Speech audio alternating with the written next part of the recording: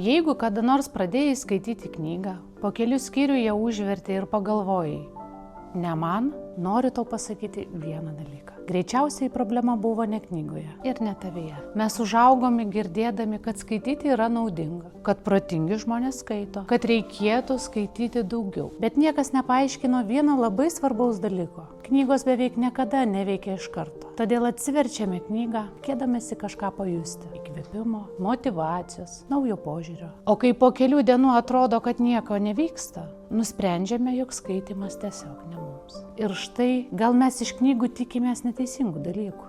Nes knygos nėra sukurtos tam, kad pakeistų tavo gyvenimą per vieną vakarą. Jos veikia daug tyliau. Man jos primena sporto salę. Po pirmos treniruotės nepasikeičia nei kūnas, nei vaizdas veidrodėje. Bet jeigu nenustoji eiti, vieną dieną supranti, kad pasikeitė. Ne viena knyga greičiausiai nepakeis tavo gyvenimo, bet kiekviena paliks kažką mažo, vieną mintį, vieną klausimą, vieną idėją, vieną naują būdą pažvelgti į situaciją. Ir atrodo, kad tai labai mažai, kol vieną dieną nepastebi, jog ramiau reaguoji į dalykus, kurie anksčiau išmušdavo iš vėžių, kad lengviau priėmi sprendimus, kad tavo mintis tapo gilesnės. Ir tada supranti vieną dalyką. Keitėsi ne knygos, keitėsi tu. Man atrodo, todėl tiek daug žmonių nustoja skaityti per anksti. Mes ieškome greito rezultato ten, kur didžiausia vertė gimsta lėtai. O skaitimo dovana ateina ne tiems, kurie perskaito vieną įspūdingą knygą. Jie ateina tiems, kurie tiesiog nenustoja skaityti.